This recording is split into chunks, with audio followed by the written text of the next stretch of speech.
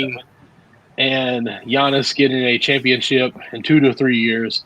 If you guys don't live under a rock, you have already heard that Dame has been traded to Miami. I'm sorry, a wrong city, to the Milwaukee Bucks. And it's breaking my heart. CJ, I'm sure you got a graph coming up on this or a graphic coming up on this to talk about maybe even the trades or whatnot. It's broken my heart, but at the same time, I'm okay with it because what they've said, some of the trade that was expected from Portland, there ain't no way Miami was doing that. So I'll turn it over to you and let you talk on this. Yeah, so this is from Woj. Lillard goes to Milwaukee as part of a 3-team deal with Drew Holiday, DeAndre Ayton, Tomani Kamara, 2019 unprotected Milwaukee first-round pick, and Milwaukee pick swap for 2028 and 2030. You can put it back to the screen, bro. I'm going to try to zoom out while you're talking there. Okay, you're good. So, yeah, and then the Blazers – the Blazers get 2028 and 2030, and then Phoenix lands Nurkic and Grayson Allen, Nasir Little, and Keon Johnson in the deal. So, big move for just all three teams. You know, for the Bucks, the Blazers, and the Phoenix Suns. I mean, they made a monumental move. We obviously thought Miami was going to be the pick for Damian Lillard's destination, but I think, again, as I was saying over the last couple of weeks, I think he just made it too obvious that he wanted to go to Miami, and he was like, you know, there was a point where he said he wasn't going to any other team. Yeah. And when you do that, you know, not only are you, it looks bad from the Blazers' perspective because they don't just be like, okay, yeah, we'll send you to wherever you want. Doesn't matter what we get in return because it just business doesn't work that way. Mm-hmm. And also, you look at the other 29 owners in the league. It's like, you know, they have to set an example because you want to make sure, as an ownership, as a front office, as executives for the other leagues, for the other teams, you just can't allow a player to just go where he wants to go just because he said so. You want to make sure you get the best deal possible. And then, you know, you're going to have to compromise. And that's exactly what happened in this case. I feel like Damian Lillard didn't go to Miami, but you could argue he went to a better team. Now, yes, Miami did beat the Bucks in the first round last year in the playoffs, and Jimmy had that crazy run, 8th seed defeating the number 1 seed.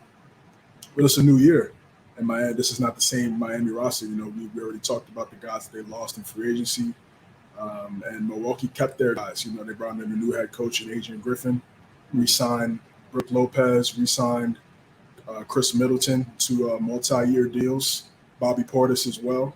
So now you bring in, you know, Damian Lillard, who is this is what he's wanted over the last couple of years. You know, a place where he could, you know, show his talents deep into the playoffs, and, you know, playing with the top 3 player in the world, and Giannis Antetokounmpo, he's going to get that opportunity. They already were the number 1 seed in the East, and now they get a superstar and, you know, top 5 point guard in the league. It's kind of just adding more success. They already won a championship a couple years ago, but it was a little bit stagnant over the last 2 years. We know they got bounced out in the second round to the Celtics, and then they lost to Miami. I mean, they lost to 2 teams that ended up, you know, hosting the East, winning the East in the NBA Finals. So they needed to make that next move. And I thought another big deal was also Giannis coming out on the 48 Minutes podcast saying, listen, I want to be a Buck, but you gotta do some things. You know, you have to make sure everybody's committed to winning. And I think he used his leverage. And a couple of days later, you just see Milwaukee come out of nowhere, put their names in the hat, and they were able to get a really good deal done. What's your thoughts on this, brother? Okay, I'm going to say this. I don't think it's a bad trade for Milwaukee. I'll say that, okay? Let's at least get that out of the air, okay?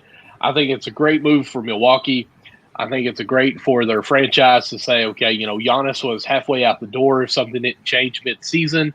Well, that's me speculating on that. So let me back up on that.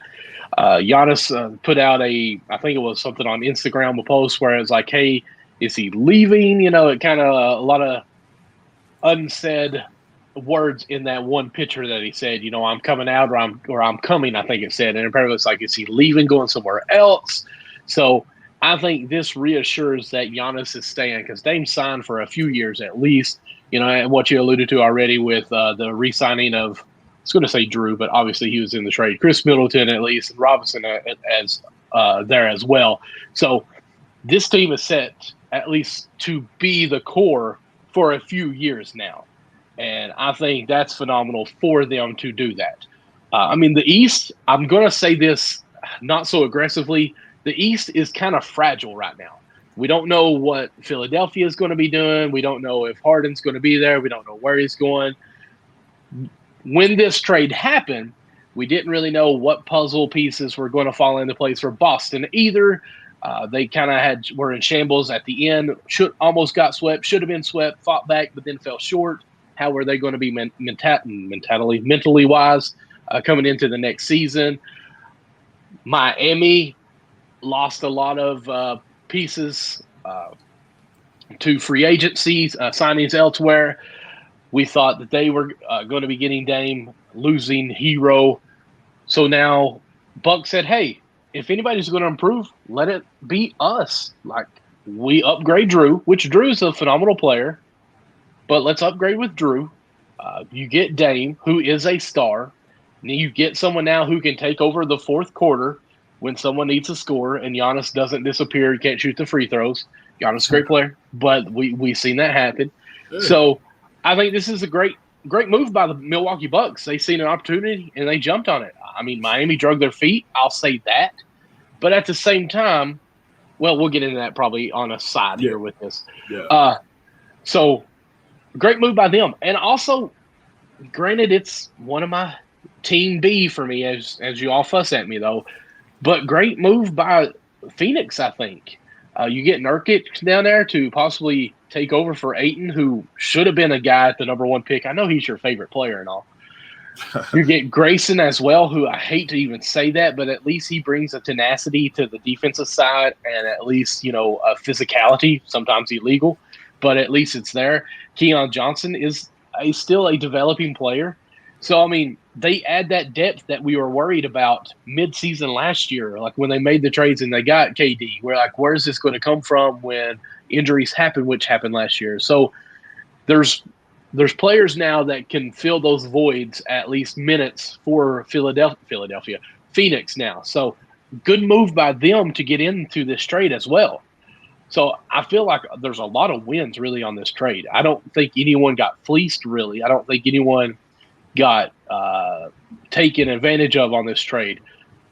Of course, I'm trying not to go too far because I know our next topic is going to what happened at the end of the week because we knew – I'll just pause there. So I think it was a fair trade all across the board. You agree with that? Yeah, absolutely. Absolutely. And from an X's and O's standpoint, it makes the most sense. You look at what Giannis does well. He's a great finisher, a great slasher, to go to the basket. We saw him training with Hakeem Olajuwon in the offseason, which I think is amazing. For him to have the self-awareness to understand I need to get better. I know Gilbert Arenas came out, and I think he was trolling a little bit, but I think it was great for Giannis to go work out with Hakeem. It doesn't matter what the price is. It's just like that could determine whether or not you win multiple championships. Kobe trained with him, Tim Duncan, LeBron, Dwight, all those guys trained with Hakeem Olajuwon. Shout out SeatGeek, of course. Thank you, Nick. Thank you. And he just continued to get better. And he's, like I said, he's one of the best finishers in the league. But they needed that closer, just to have Chris Middleton. He could be a great secondary closer. I never felt like he was a true closer. He had some really big moments in the playoffs and during that championship run and, throughout his time as a Milwaukee Buck. But they needed that superstar guy. When you look at Damian Lillard, he's closed series with game winners. You look at that OKC series in 2019. And then you look at in 2014 against the Houston Rockets in the first round. So, he's clutch. He's clutch. And now he gets an opportunity to show that in the Eastern Conference. We're one of with the best team in the Eastern Conference. I think they're the best team right now. And You have a great shooter, a great floor spacer, combined with a great finisher. Like, what are you going to do on that pick and roll? I mean, if you go under, Dame's going to, shoot the three. He already has unlimited range. So, I mean, regardless of where you set the screen, it's pretty much lethal. If you could go over it, he still shoot the three. Yeah, exactly right. and if you do decide to go over the screen, those are bounce passes, slip passes to Giannis, who's already in the league finisher, averaging 30 points a game. You got two guys averaging 30 damn near. Damian Lillard averaged 30, and I think Giannis averaged close to 30. So, I think it will be a grace period, early in the season, kind of figuring some things out, because Middleton also, is going to want his shots as well. Mm-hmm. But I think it would just open up more opportunities if they move the basketball.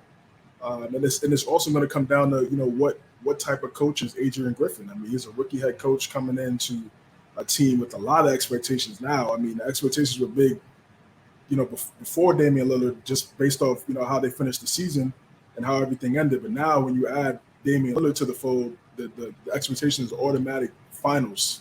That's it. Not Eastern. Not Eastern. Okay, I'm with you. Yeah. The expectation is NBA finals for sure. And what he's coming from Nick Nurse's coaching tree. He's been around some other places as well. What is he like as a head coach? Will he be able to manage egos and then also from the X's and O's standpoint? Will he be able to maximize the talents of his two best players and also be able to keep the the morale of some of the other guys that have been there but won't get the same amount of shots that they got prior to Damian Lillard's arrival. So it's going to be interesting, but I think this team still won 58 games last year. They're still exactly, and they get Dame.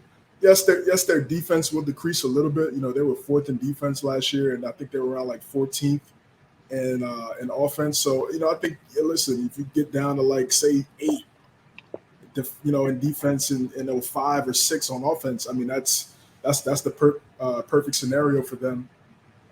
In Milwaukee out there, I know a lot of people are talking about Lillard doesn't have the same type of perimeter defense as Jrue Holiday, but you still have two elite rim protectors on the back end with Giannis and Brook Lopez, 2 first-team all defensive front court. So he's never had that before. That's a luxury for him. Right. And so he's gonna having that behind you, knowing you have that behind you, you could be a little bit more aggressive on defense. Coming over screens, biting getting on passing lanes because you have those 2 rim protectors back there to make some plays and alter shots. So I think this is a perfect fit. It's a great fit. Also, you look at both of the superstars. Nothing was given to them. Everything was earned. They weren't highly touted draft picks when they came out the draft and their draft classes respectively. Giannis came out of nowhere. Lillard, you could say Lillard came out of nowhere too, because no one's ever been drafted in the lottery out of Weber State other than Damian Lillard. So, both of them kind of have the same mindset, same mentality. I think it's going to be a great fit. I can't wait to see it. Dame in the East now, so the games are going to be crazy. It's going to be crazy for sure. He's already saw a couple clips of him shooting threes at the Bucks facility, splashing threes. Of course, the zero looks clean and cream and green. It does. Yeah, it looks good. It looks good. So I'm excited for this pairing. And again, this is the last point before we switch to the other trade that happened today. This is what you want to do if you're a small market team. From Portland's perspective and Milwaukee's perspective. Mm-hmm. From Portland's perspective, you had a superstar player, but just whatever happened, regimes prior to the new one, Joe Cronin came in and he wants to create his own team and how he wants to build this team his own way. Drafted Scoot Henderson in the draft this summer. You have a highly talented, special future Hall of Fame player. You want to get the best deal possible to not only set yourself up for the present, but also set yourself up for years down the road. And I feel like that's exactly what they did. That's their outlook as a small market team. Mm-hmm. And then you look at the Milwaukee Bucks as a small market team. They already have a championship. They've won a bunch of games. They have a top 3 player in the league, but not staying complacent. Continuing to understand. Look, okay, yes, we won a championship. Yes, we're one of the best teams in the NBA. Regardless of whether the trade was activated or not, we were still going to be in the running to win a chip regardless because of the stature and because of the roster that they have. But continuing to understand, listen, we need to get the best players possible around Giannis. We're not a team. We're not a team that's really going to attract marquee free agents. Right. So this is the alternative. This is what you do. You use your assets. You use some players that may be good, and obviously, Drew Holiday was a big time acquisition for them a couple of years ago, and to them winning the championship against Phoenix a few years ago. Now using him as a way to acquire another superstar and then continuing to keep that main thing, which is obviously a championship. So I think this is a great move for all the teams really, and we're going to dive into it a little bit more later on. But great move for both small market teams and absolutely, and Milwaukee and Portland. Yeah, we'll move on, but I just want to say again, like we both keep saying it, like it was really the best move, which we knew Portland was losing Dame. Dame already said it, but Portland put themselves in this situation to build for the future with some of the players they have, plus the picks that they have, and Milwaukee has sustained themselves to possibly be a landing spot for some free agents for probably the next 3 to 5 years now. So that's why I think it's great for both of them. But of course,